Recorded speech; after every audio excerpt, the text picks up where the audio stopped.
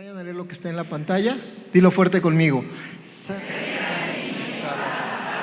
En mi boca y en mi corazón.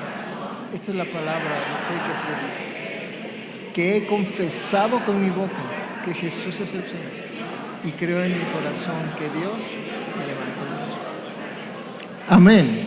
Amén. Dense un aplauso, lo han hecho muy bien. Tomen asiento, muchas gracias. Y si alguien viene por primera vez, pues lo he guiado a reconocer que el Señor levantó de los muertos a nuestro Padre y han confesado con su boca que Jesús es el Señor. Mañoserías que uno aprende acá en el alma mater, ¿verdad? Voy a compartir algo, una historia que a mí me apasiona. He estado por casi 18 años tratando de escribir un libro sobre esto y no acabo, tengo un problema de procrastinación. Acuérdense de orar por mí, por favor. Pero me apasiona el tema y espero te bendiga. Primero de Samuel, capítulo 22, verso 1. Yéndose luego David de allí, huyó a la cueva de Adulam, y cuando sus hermanos y toda la casa de su padre lo supieron, vinieron allí a él. Y se juntaron con él todos los afligidos, y todo el que estaba endeudado, y todos los que se hallaban en amargura de espíritu, y fue hecho jefe de ellos, y tuvo consigo como 400 hombres. Equipazo de esos que tú dices, no te pases, Señor. Así con esos amigos, ¿para qué quiero enemigos? Mira, el equipo afligido, endeudado, amargado, ¿no? Hasta parece pastor evangélico cuando antes de saber su llamado recibe a Cristo, ¿no? Yo recibí a Jesús por allá de noviembre de 1981, un verdadero, a mis ojos, vago, marihuano y perdido, me predicó de Cristo. Cuando él me decía de Jesús, ¿de qué hablas, carnal? ¿No? Y pastor Ernesto conoce muy bien de quién hablo, pero me predicó de Cristo y Dios usa a quien menos te esperas, pero Él tiene un verdadero amor por Jesús y pudo compartirme de Él. Pero yo cuando llegué así, ¿no? Endeudado, afligido, amargado. Mi mamá había muerto 3 años antes, yo tenía 19 años y así no entendía porque yo era bien ateo, así de esos feos que se burlaban de las cosas de Dios. Entonces uno lee esto y dice, bueno, pues no. Pero acontece que pasa el tiempo y en 2 de Samuel capítulo 23 en el verso 13 leemos esto: y 3 de los 30 jefes descendieron y vinieron en tiempo de la siega a David en la cueva de Adulam. Volvemos a Adulam, misma cueva, mismas personas, diferente actitud.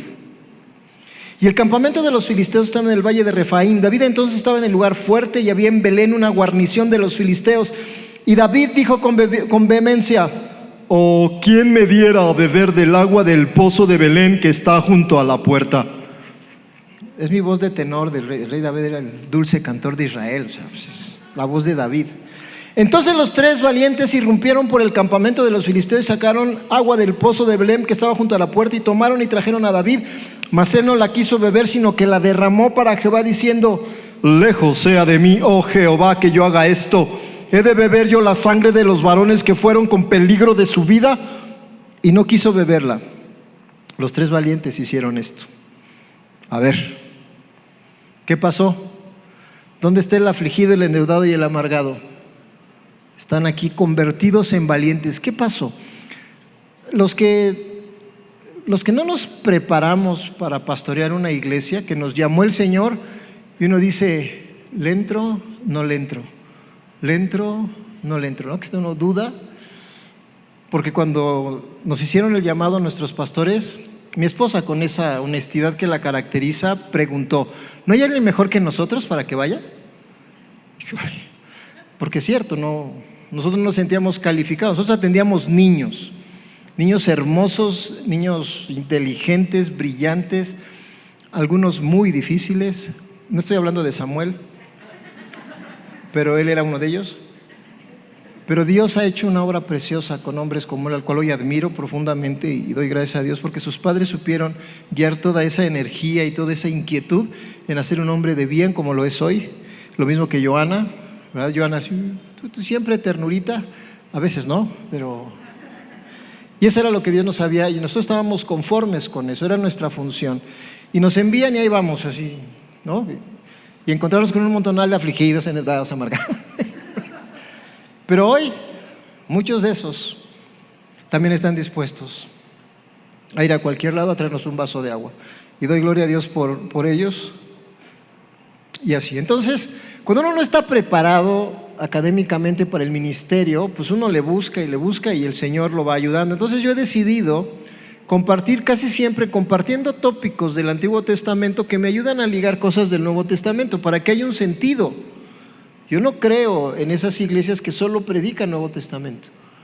Para mí no está bien, porque es todo o nada, es lo que yo creo.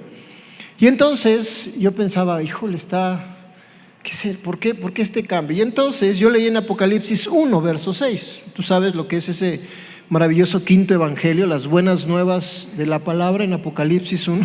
Todos se ríen, híjole, para sus buenas nuevas, pastor, la bestia, ¿no? Sí. Dice, y nos hizo reyes y sacerdotes para Dios su Padre. A Él sea gloria e imperio por los siglos de los siglos. Nos hizo reyes y sacerdotes. Mira, por un momento, acompáñenme, cierra tus ojos. Imagínate que te pone el Señor una corona de rey y un efod de sacerdote, así con tu pechera de piedritas. Acomódate la corona, ajustate el efod, abre tus ojos. Eres rey y sacerdote. Eres reina y sacerdotisa. Así que la próxima vez, princesa, que tu esposo te diga que onda mi reina, créele. ¿Va? Créele. Dios, amados, ha trazado a través de su palabra nuestro destino, a través de las palabras proféticas, a través de sus promesas, que son muchas. Hoy yo quiero recordar con ustedes una premisa determinante. Dios nos hizo reyes y sacerdotes. No nos va a hacer, no quiere que seamos, somos reyes y sacerdotes. Ahora, 3 cositas. Primera, la realidad es que muchos de nosotros no vemos esa promesa en nuestra vida porque quizás no hemos entendido el proceso. Llegaron endeudados, afligidos y amargados y se convirtieron en valientes varios capítulos después, por no decir años. Pero me entienden. Y así vivimos, y a veces no lo entendemos. Creemos a veces que es algo automático. Y aunque en fe sí lo es, la realidad es que requiere de un proceso que lleva tiempo y esfuerzo. Si no, ¿para qué le dijo el Señor a Josué tantas veces, esfuérzate y sé valiente, esfuérzate y sé valiente? Porque hay una parte que nos corresponde a nosotros. Es por eso que yo creo que debemos caminar espiritual y prácticamente para comprender aquello que Dios nos tiene prometido. No solo este llamado de ser rey y sacerdote, pero muchas otras promesas. ¿De acuerdo? Entonces voy por ahí. ¿Vamos bien? Vamos a ver algo que el apóstol Pablo decía. Quiero ir poniendo una base espiritual y de fe para creerlo. Y el apóstol Pablo en 1 Corintios capítulo 2 verso 9 en adelante escribió: antes bien, como está escrito, cosas que ojo no vio, ni oído oyó, ni han subido en corazón de hombre, son las que Dios ha preparado para los que le aman. ¿Hay alguien aquí que ame a Dios? ¿Podría levantar su mano? Y ahora podría agradecerle de alguna forma, aplaudiendo, gritando, exclamando: gracias, Señor, porque mereces todo mi amor, porque eres el único justo, digno, valioso, santo. Gracias, Señor, porque te amo y quiero mostrarlo. Mostrar el amor de Dios tiene muchas facetas. Y continúo con el apóstol Pablo. Entonces le dice a esta iglesia de Corinto: pero Dios nos la reveló a nosotros por el Espíritu, porque el Espíritu todo lo escudriña, aún lo profundo de Dios. Porque ¿quién de los hombres sabe las cosas del hombre sino el Espíritu del hombre que está en él? Así tampoco nadie conoció las cosas de Dios sino el Espíritu de Dios. ¿Y nosotros? No hemos recibido el espíritu del mundo, sino el Espíritu que proviene de Dios, para que sepamos lo que Dios nos ha concedido, nos ha dado, nos ha otorgado, regalado, donado. Ya lo tenemos.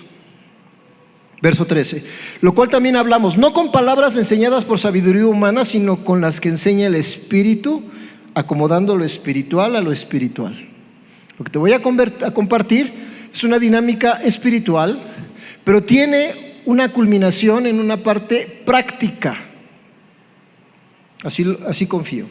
Entonces, Yo entiendo con esto que solo a través de la guía del Espíritu Santo podremos entender este destino ya profetizado en la Escritura para cada uno de nosotros: ser rey y sacerdote. ¿Por qué lo creo? Porque el bárbaro del apóstol Pedro, ¿sí saben de quién habló? De Pedro, el de la espada, el que inventó lo de los toros, cortó oreja. Yo así quiero andar como el apóstol Pedro, armado acá. ¿Qué onda, hermano? ¿No? Y Pedro, en 2 de Pedro 1:9 nos dice esto: tenemos también la palabra profética más segura, a la cual hacéis bien en estar atentos, como una antorcha que alumbra en lugar oscuro hasta que el día esclarezca y el lucero de la mañana salga en vuestros corazones. Entonces, si está escrito esa palabra profética y eso determina un destino para cada uno de nosotros, vale la pena creerlo. Amén. Somos reyes y sacerdotes. A este mensaje lo he titulado Adulam, de endeudado a rey, de afligido a sacerdote. ¿Va? Porque quise unir estas dos ideas de esa cueva y ese traslado, pero entender esta promesa de ser rey y sacerdote. Porque estos valientes lo comprendieron. El mismo David lo comprendió. Porque él tuvo que ser perseguido por un rey injusto. Pero él les dio tantas lecciones a sus valientes que terminaron siendo estos hombres dispuestos a dar su vida por un vaso de agua a favor de su líder, a favor de su verdadero rey. Entonces, para comprender esto que está en la dinámica espiritual, yo me voy a atrever a hacer un ejercicio educativo. Soy educador, yo estudié eso. Así en el mundo soy maestro. Y también soy maestro, pues, soy carpintero, pues. Pero también estudié, pues. Y es bueno repetir algunas cosas. Entonces, quiero hacerte una analogía. Voy a salirme tantito del tema para hacer una analogía que nos va a ayudar después. Dice la palabra. Síganme por favor en Mateo 5, verso 14. Es un mandato. Vosotros sois la luz del mundo.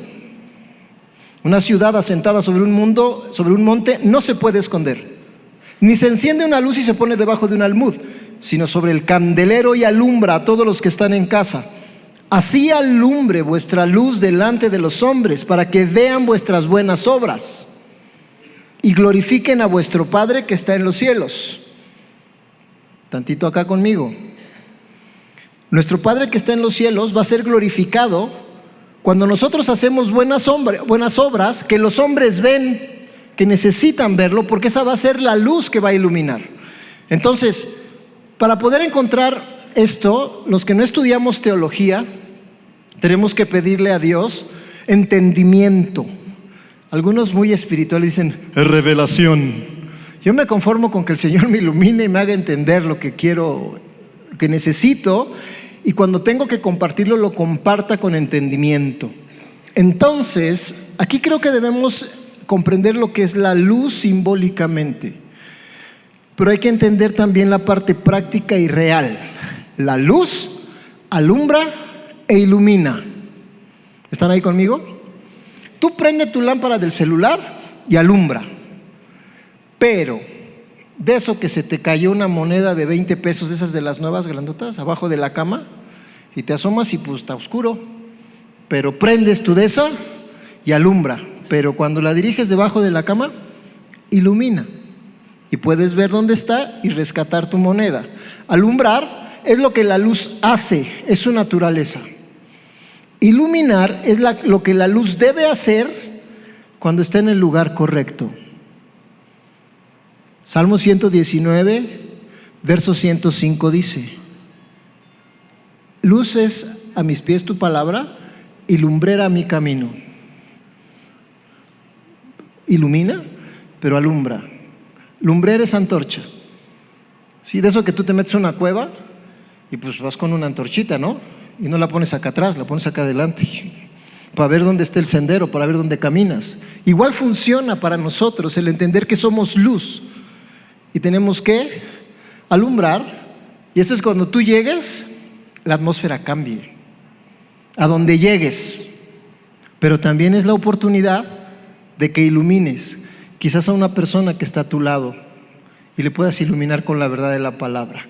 ¿Cómo lo hagas? Pídele al Espíritu Santo que te guíe, porque es una oportunidad. Así que continúo. Entonces ahora, Nosotros somos luz a través de nuestras habilidades, dones o virtudes.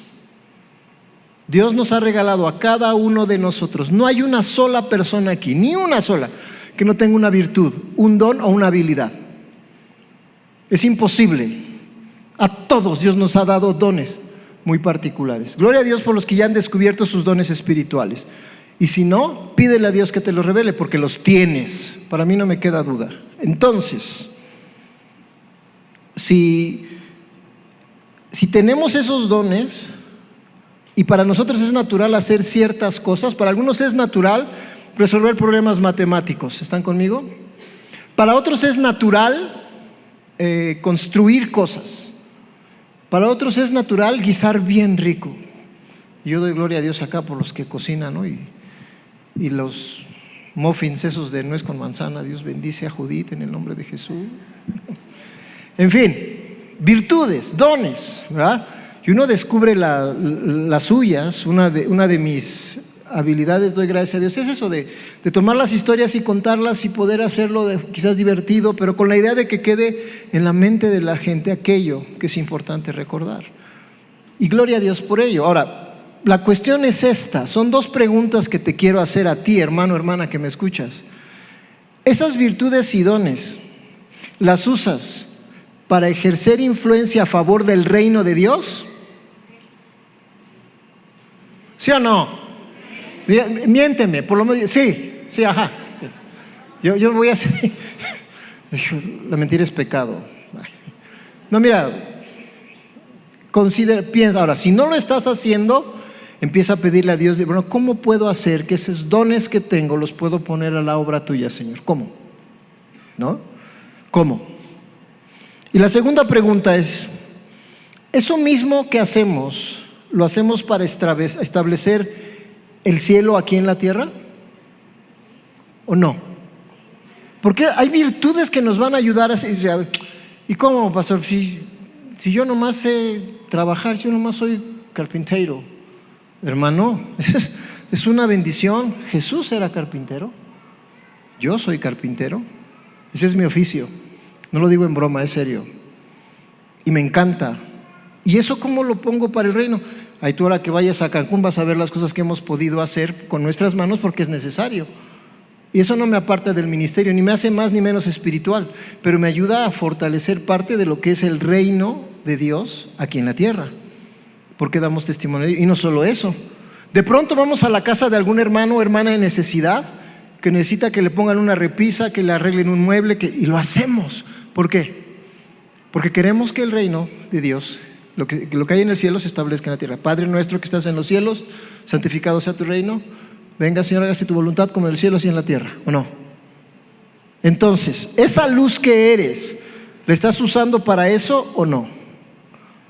¿Por qué te menciono esto como un ejemplo paralelo a esta historia? Porque hoy día estamos enfrentando situaciones muy duras.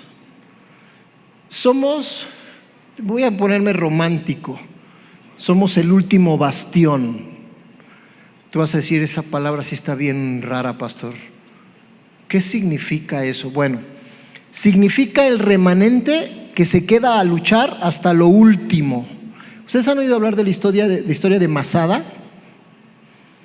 Masada es un lugar en Israel, es una fortaleza construida en un monte que construyó, la empezó Salomón, pero la acabó de perfeccionar Herodes. Y es un lugar impresionante. Y en el siglo I, en el año 70, un pequeño y reducido grupo de judíos se fueron allá. Y a luchar así, los romanos construyeron campamentos, pero meses les llevó a hacer un terraplén, una rampa para subir y conquistarlos. Y ellos decidieron luchar hasta el último, hasta entregar su vida para no mostrar debilidad ante los romanos. Y cuando entraron los romanos, comida, agua, tenían todo, pero había muy pocos vivos, porque eligieron un pacto muy extraño, pero fue esa idea de luchar hasta lo último por mantener su fe y por mantener su independencia. Yo creo que la iglesia somos ese último bastión. Yo creo que hay mucha necesidad allá afuera, hay dispersión, hay perversión, La gente le está llamando a lo bueno malo y a lo malo bueno. Y nosotros, la iglesia, estamos aquí adentro de 4 paredes haciendo muy poco. Pero es tiempo de que la iglesia de Dios se levante como rey y sacerdote y empiece a hacer su función, orando, actuando, activando la iglesia allá afuera. Aquí adentro es muy importante. Aquí venimos a adorar, a equiparnos. Pero nuestra función sacerdotal y nuestra función de reyes es allá afuera. Te lo digo así con fe y con amor. Hoy el mundo quiere ver el evangelio, no solo oírlo. Te lo digo una vez más. Hoy el mundo quiere ver el evangelio, no solo oírlo. Y tú y yo somos como esas piedras vivas que fortalecen la iglesia de Dios. La iglesia es un cuerpo, es un organismo vivo que crece, se reproduce y no va a morir, porque Cristo va a venir por su iglesia y la va a arrebatar. Esa es mi fe.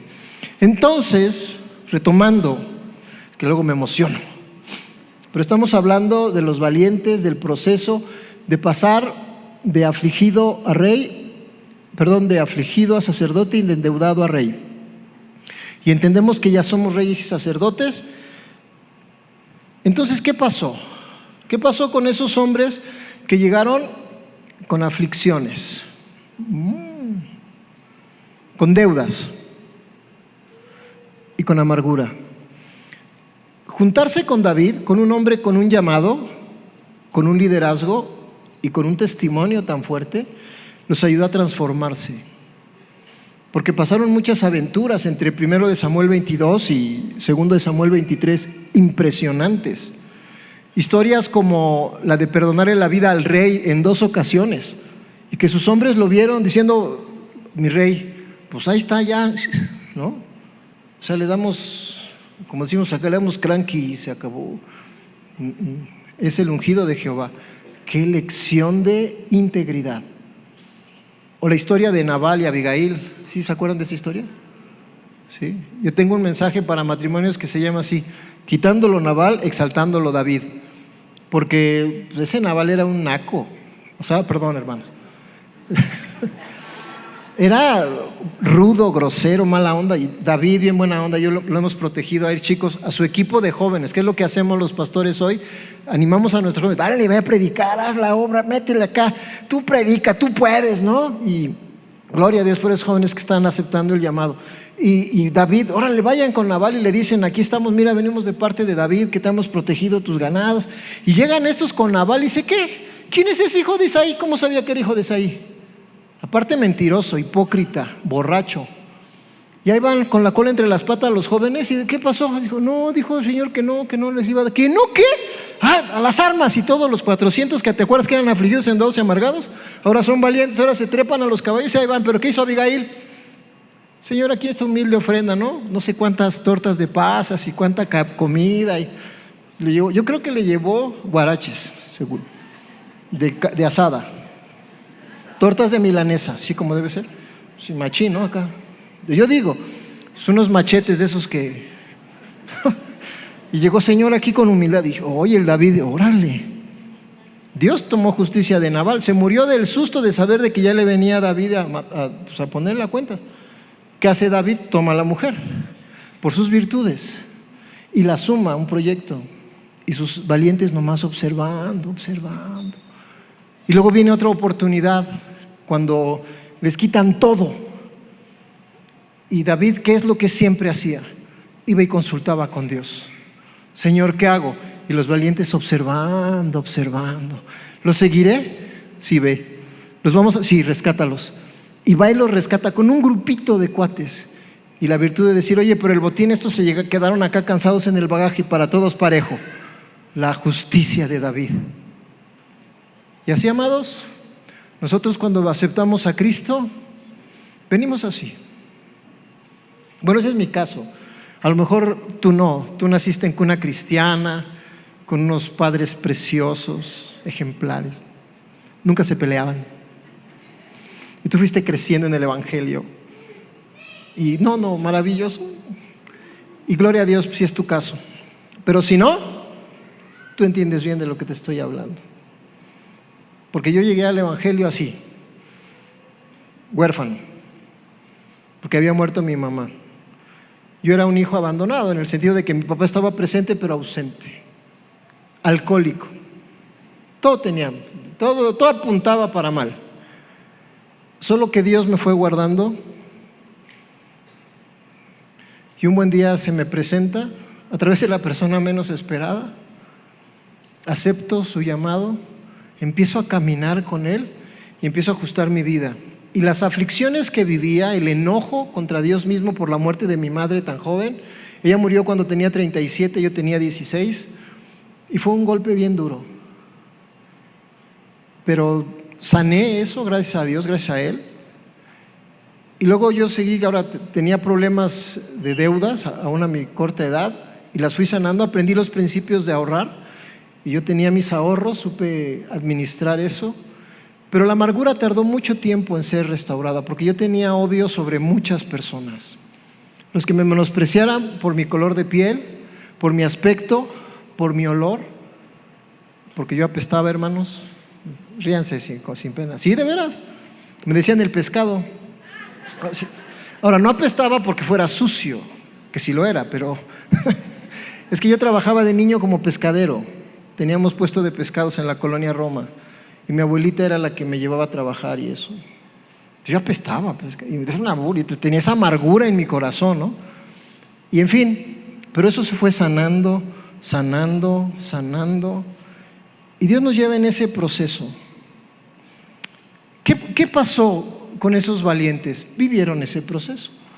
Sin saberlo, estaban cumpliendo la premisa que ya Dios había dictado en Levítico respecto de ser sacerdotes y de ser reyes en Deuteronomio. Entonces, retomando, les animo a caminar el proceso cada día y valoren el llamado que Dios nos ha hecho de ser reyes y sacerdotes. No es que seas una cosa y otra. Son dos funciones en un solo llamado. Una asignación para dos funciones. Dios nos ha hecho reyes y sacerdotes. Te leí Apocalipsis 1:6. Ahora te leo Apocalipsis 5:10. Ya está cantando el escritor con Jesús mismo, con el Cordero. Y nos has hecho para nuestro Dios reyes y sacerdotes y reinaremos sobre la tierra. Él nos ha hecho. Ya no es elección o anhelo o perspectiva, es un hecho. No son dos asignaciones opcionales, es una sola asignación, un solo llamado con dos funciones. Para entender esto, te explico rápidamente otro ejemplo para ser didáctico a la enseñanza. Cuando en Génesis 1 dice, en el principio creó Dios los cielos y la tierra, estamos hablando de dos cosas diferentes o de una sola. De una sola, la creación. ¿De qué está compuesta la creación fundamentalmente? De la tierra y del cielo. No puede existir una sin la otra. ¿Estás conmigo? De la misma manera, no puede existir en el sentido espiritual un sacerdocio sin un reinado o un reino sin un sacerdocio. Deben coexistir y caminar. Ahora, ese es el llamado. ¿Qué son las características de cada asignación? El sacerdote tiene una función vinculante. El sacerdote conecta con Dios. Se conecta con Dios, conecta con las personas y conecta a las personas con Dios. Esa es la función que tenemos los sacerdotes, lo que ejercemos sacerdocio. Y eso es un llamado para todos nosotros, no solo para los que pastoreamos o somos ancianos o somos líderes en la iglesia. No, es para todos nosotros. Y el rey es gobernante, proveedor y administrador. El sacerdocio, digo que es vinculante porque su principal función es servir, para vincular a otros, entre ellos, y todos juntos vincularnos con Dios. Eso hacemos. Te leo Números 18, versos 5 en adelante, para entender lo que es el sacerdocio. Es un recuento, tú sabes lo que es el libro de Números. Y dice, ustedes realizarán los deberes sagrados dentro del santuario y en el altar. Si siguen estas instrucciones, el enojo del Señor nunca jamás se encenderá contra el pueblo de Israel. Yo mismo escogí a tus hermanos levitas de entre los israelitas para que sean tus ayudantes especiales. Ellos son un regalo para ti, dedicados al Señor para servir en el tabernáculo. Pero tú y tus hijos, los sacerdotes, deben llevar a cabo personalmente todos los rituales sacerdotales relacionados con el altar y con todo lo que está detrás de la cortina interior. Ok, trabajo, servicio, muy bien. Y esta es una bendición preciosa. Yo te doy el sacerdocio como un privilegio de servicio. El sacerdocio que Dios nos da es un privilegio de servicio. Servir al reino debe ser un privilegio. Y si no está siendo para ti un privilegio, déjalo, por favor. En estricta Reina Valera, no estorbéis. Se tenía que decir y se dijo. Velo como un privilegio. Y concluye: cualquier persona que se acerque al santuario sin estar autorizada será ejecutada. El sacerdocio entonces queda claro que es un privilegio porque tiene que ver con el servicio. Los pastores no estamos para estar en una posición, en un pedestal. Estamos para servirles, para vincularlos con Dios. Y entonces tomamos tiempo para hablarles a ustedes de Dios. Yo les estoy hablando de Dios. Y tomamos otro tiempo para hablarle a Dios de ustedes. Padre Santo, ve a tu iglesia, las necesidades que tiene. Hay quienes tienen necesidad de transformación y Padre, yo te los pongo delante de ti. Padre, tengo un hermano que tiene cáncer. ¿Lo puedes sanar? Tu palabra dice que estas señales seguirán a los que creen. En mi nombre echarán fuera demonios, hablarán nuevas lenguas, tomarán en las manos serpientes, y si bebieren cosa mortífera no les hará daño. Sobre los enfermos pondrán sus manos y sanarán. Padre, sana a mi hermano. Padre, restaura esta familia. Esa es nuestra función, pero es tu función.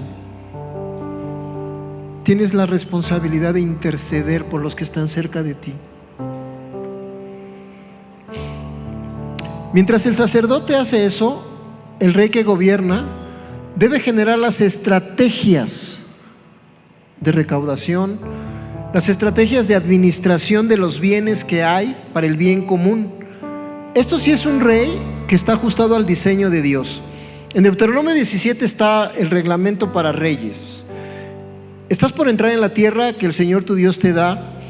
Cuando tomes posesión de ella y te establezcas ahí, tal vez se te ocurra pensar: deberíamos tener un rey como las otras naciones.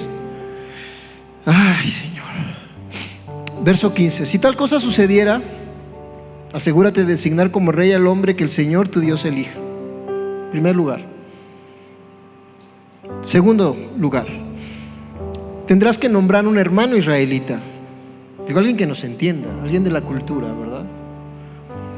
Y el rey no deberá construir grandes establos para sí, ni enviar a su gente a Egipto para comprar caballos, porque el Señor te ha dicho: nunca vuelvas a Egipto. Es decir, no vuelvo atrás, no vuelvo atrás. ¿Se acuerdan?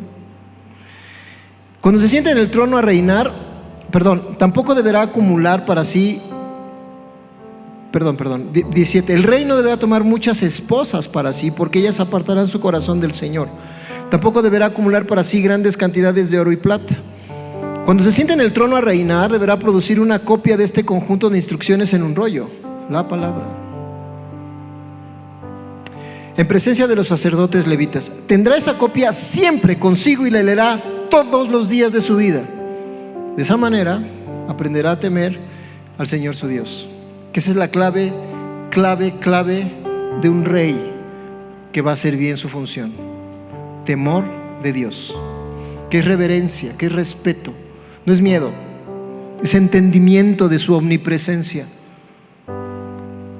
La lectura diaria impedirá que se vuelva orgulloso y actúe como si fuera superior al resto de sus compatriotas, y también impedirá que se aparte de los mandatos en lo más mínimo. Además, será una garantía de que él y sus descendientes reinarán por muchas generaciones en Israel.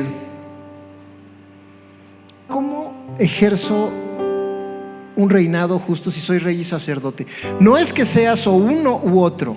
Ciertamente, por nuestra posición, como que funcionamos más en un sector que en otro. Como muchos de ustedes saben, cuando el Señor nos llamó a pastorear a Cancún, nosotros servíamos con niños. Y era una bendición. Para nosotros estaba bien.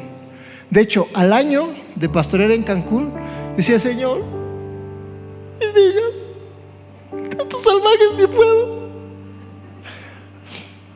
Pero yo entendí que era así la cosa, y seguimos trabajando. Y aquí estamos sirviendo con niños, como reyes y sacerdotes. Sacerdotes porque les enseñábamos la vinculación con Dios, a través de cantos, a través de historias, a través de juegos. Y mi esposa era fantástica con eso, y nuestras hijas eran extraordinarias para crear las canciones que hoy muchos de los que eran nuestros niños han de acordarse. Y eso es lo que hacíamos. Pero también éramos reyes, porque hubo una temporada en esta casa que, bueno, pues estaba,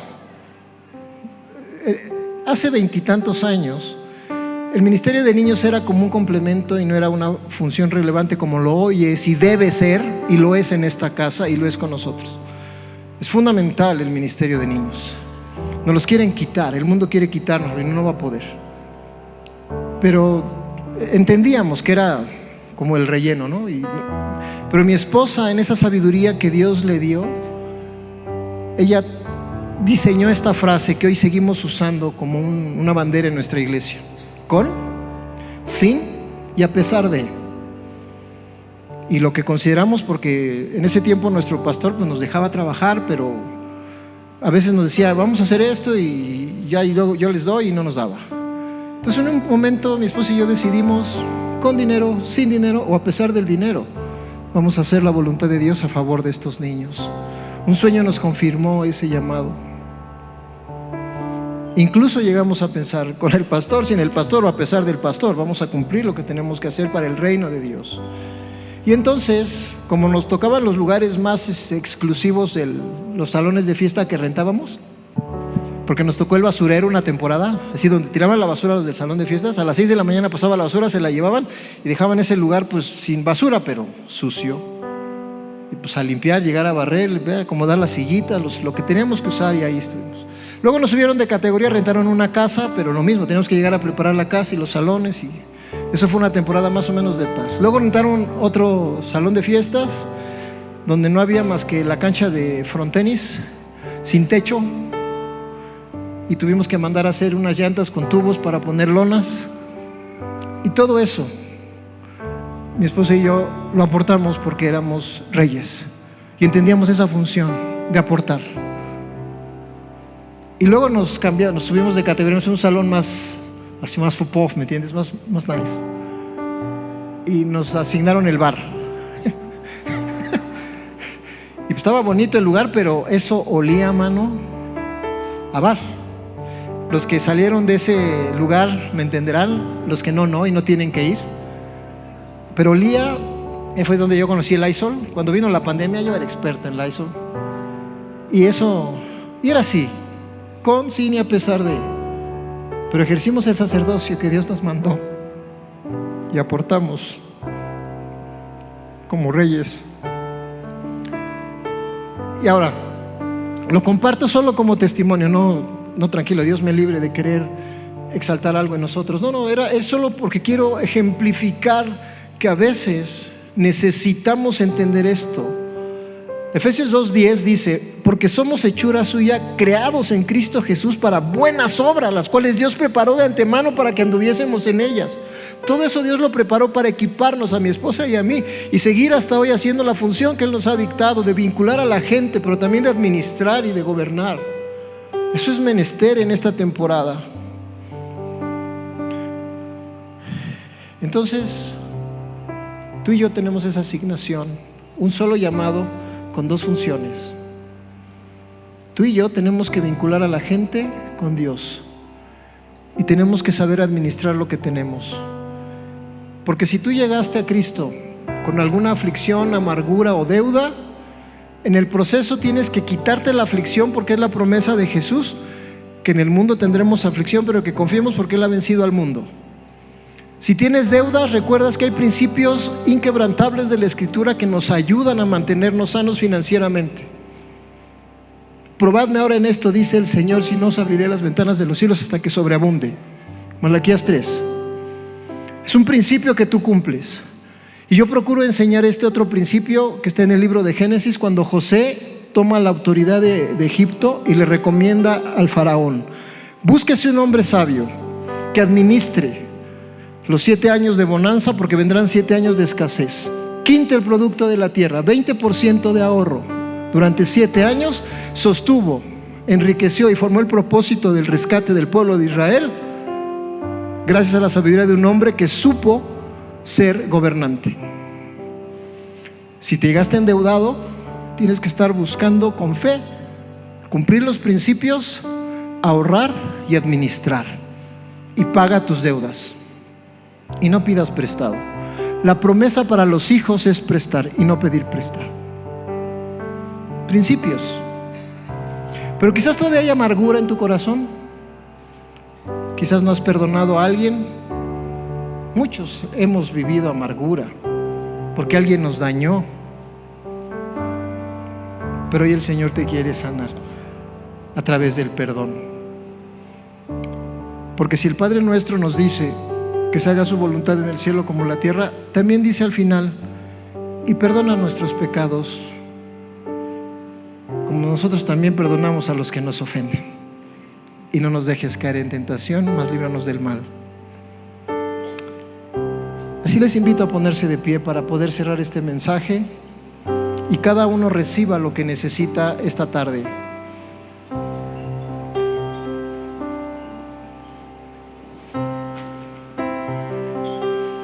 Y te invito a ejercer la promesa de Dios. Me atrevería a decir incluso que el diseño de Dios. Porque cuando Dios creó al hombre, me viene a la memoria en este momento, le dio una asignación doble: labrar la tierra y cuidarla. Eso es ser rey y sacerdote. Cuidar el alma de la gente que está cerca de nosotros. Padres que están presentes, cuiden a sus hijos. Hijos que están presentes, oren por sus padres. Entonces, estas ideas que el Señor nos trae de pronto, que podemos compartir, y yo le ruego al Señor que sea bendición a sus vidas, la pongan por obra. No es que van a ser, ya son. Busquen el equilibrio, porque tendremos una tendencia mayor hacia la vinculación que hacia el gobierno. Sea lo que sea, hazlo con equilibrio, pero hazlo. Porque su palabra dice en Apocalipsis 5, ya los versos completos, 9 y 10, en Nueva Traducción Viviente, esto: y cantaban un nuevo canto con las siguientes palabras. Fíjate la declaración de lo que Juan veía en el cielo: tú eres digno de tomar el rollo y de romper los sellos y abrirlo, pues tú fuiste sacrificado y tu sangre pagó el rescate para Dios de gente de todo pueblo, tribu, lengua y nación. Y la has transformado en un reino de sacerdotes para nuestro Dios, y reinarán sobre la tierra. Ve la doble dimensión que el Señor nos regala: un reino para Dios espiritual, un sacerdocio en ese nivel, pero un reino en esta tierra. Somos la oportunidad del mundo, amados. No se te olvide. La próxima vez que estés en una fila esperando, ora para ver cómo puedes vincular al de atrás, al de adelante o al de al lado. Buenos días, una sonrisa. Qué cosa que esperar, ¿verdad? Híjole, aquí mire, yo soy Lalo, mucho gusto. ¿Cuál es su nombre? No, pues yo me llamo Moisés. ¿De veras? Mire, se llama como ese profeta que rescató al pueblo de Israel, y le empiezas a soltar una historia. Porque quizás te pase como a mí me pasó hace un par de semanas. Invitamos a mis suegros a comer a un restaurante y la hostess se llamaba Jocabed. Y yo así, órale, qué nombrezazo de la chica. Le dije: señorita, ¿usted sabe quién era Jocabed en la Biblia? Y se voltea así, elegante la chava, ¿no? Dice: claro, era la mamá de Moisés. Digo: wow, usted sí está bien enterada. Sí, yo era cristiana. Mano, así se me subió el celo, así, ¿cómo que era? Obviamente yo le sonreí y le dije: no, princesa, no era. Perdónenos el mal que le haya hecho a la iglesia, perdóname, mire, yo soy pastor y le pido perdón si la ofendieron, la maltrataron, pero usted sigue teniendo a Cristo en su corazón, Él nunca la va a abandonar. Y ahí le dejé un mensaje sembrado a Jocabed. Siempre, siempre hay oportunidades para ejercer sacerdocio, pero también siempre hay oportunidades para ejercer reinado. Cuando tus obras, tus buenas acciones, porque es bueno hacerlas, que inicie en tu vecindario, digo, empieza en la casa. Jóvenes que me escuchan, levanten su cuarto. Híjole, pisé unos callos. Está bien, obedezcan a sus papás. Papás, ya no hagan enojar a sus hijos, ya ven que son re lindos. Ejerzan su gobierno con amor. Y por eso, Señor, yo bendigo esta casa con sabiduría de lo alto, para que este llamado precioso de ser reyes y sacerdotes se cumpla en ellos, en el nombre de Jesucristo. Que seas tú, Señor, sobre sus vidas en todo, y tú nos favorezcas como iglesia para cumplir tu llamado y ser vinculantes con las personas que están cerca de nosotros, pero también hacer esas buenas obras a las que ya nos has llamado, para que la gente vea tu evangelio y no solo lo escuche. Gracias por el privilegio que me das. Bendice esta casa, todo lo que representa, a sus pastores, a los diferentes líderes, a cada equipo que funciona hermosamente en esta organización que tú les has dado, y siga prosperando esta casa en todo, marcando el reino en esta zona, en el nombre de Jesús. Amén. Muchísimas gracias, que el Señor les bendiga.